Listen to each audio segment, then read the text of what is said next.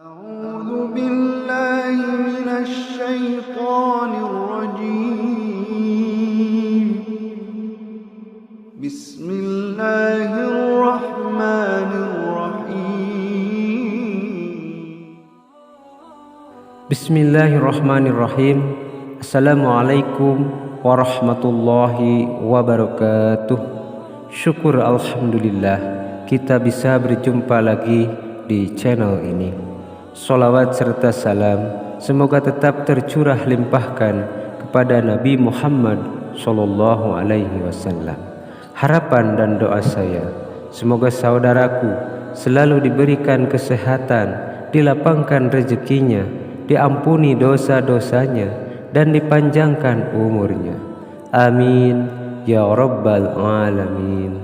Sahabat beriman yang dirahmati Allah, setiap umat manusia menginginkan kehadiran malaikat ke rumah mereka, entah itu sebentar atau lama. Kehadiran malaikat menjadi sesuatu hal yang dinantikan oleh setiap hamba Allah Subhanahu wa ta'ala. Tak hanya sekedar hadir untuk mampir melihat rumah, malaikat juga membawa keberkahan yang diturunkan oleh Allah untuk diberikan kepada hambanya. Ada beberapa tanda-tanda yang perlu diperhatikan supaya mengetahui apakah rumahmu sering dikunjungi oleh malaikat atau tidak. Salah satu tanda rumah sering dikunjungi oleh malaikat Allah adalah rumah yang penghuninya rajin berzikir. Rumah yang penghuninya rajin berzikir kepada Allah, maka itulah rumah yang disenangi malaikat. Malaikat akan turun ke bumi dan berkunjung, bahkan masuk ke dalam rumah yang penghuninya rajin berzikir kepada Allah Subhanahu wa ta'ala. Karena zikirnya terhadap Allah Subhanahu wa ta'ala, malaikat pun akan senantiasa memberikan keberkahan dan merahmati penghuni rumah tersebut. Sebab rumah yang diisi oleh lafaz-lafaz Allah akan disenangi dan mengundang malaikat berkunjung ke rumah. Sebagaimana dijelaskan dalam sebuah hadis yang diriwayatkan Muslim dari Abu Hurairah radhiyallahu anhu, bahwasannya Rasulullah sallallahu alaihi wasallam bersabda yang artinya, suatu kaum tidak duduk dalam suatu tempat untuk berzikir kepadanya kecuali mereka yang dikelilingi oleh para malaikat dan diliputi rahmat dari Allah Subhanahu wa ta'ala, menyebut mereka termasuk orang-orang yang ada di dekatnya. Selanjutnya, rumah yang sering dikunjungi malaikat adalah rumah yang pemiliknya gemar membaca dan mengamalkan Al-Quran. Tanda rumah yang sering dikunjungi malaikat. Hal ini sejalan dengan sebuah hadis yang diriwayatkan Imam Muslim tentang malaikat yang akan menyebut nama si pembaca Al-Quran di hadapan Allah Subhanahu wa ta'ala. Tidaklah suatu kaum berkumpul di salah satu rumah Allah membaca kitabullah Al-Quran dan saling mengajarkan satu sama lainnya, melainkan akan turun kepada mereka sakinah atau ketenangan yang akan dinaungi rahmat, akan dikelilingi para malaikat, dan Allah akan menyebut mereka di sisi makhluk yang dimuliakan di sisinya. Tanda-tanda rumah yang sering dikunjungi malaikat juga yang mana pemiliknya rajin beribadah, terutama sholat 5 waktu.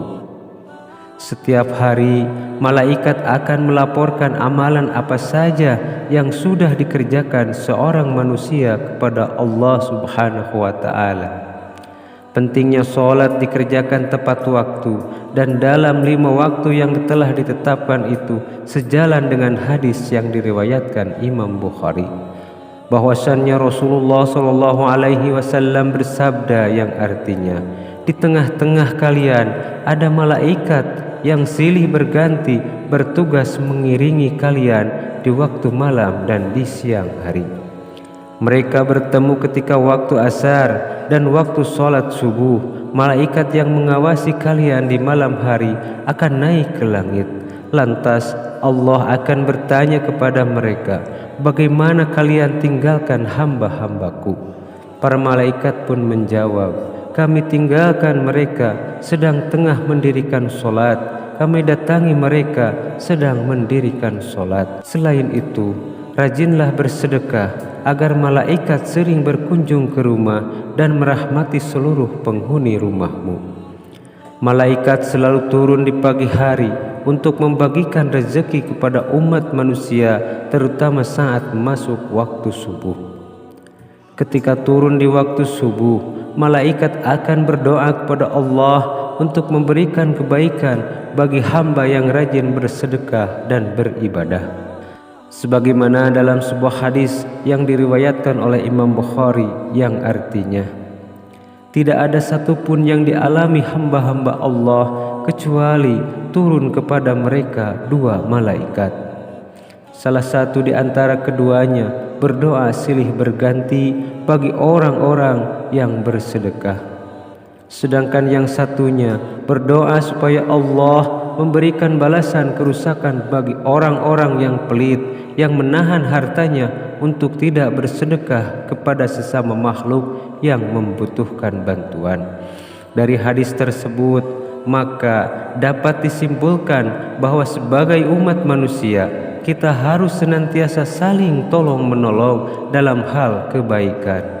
Sahabat beriman yang dirahmati Allah, demikian yang bisa saya bagikan. Semoga bermanfaat untuk kita semua. Amin ya rabbal alamin. Wassalamualaikum warahmatullahi wabarakatuh.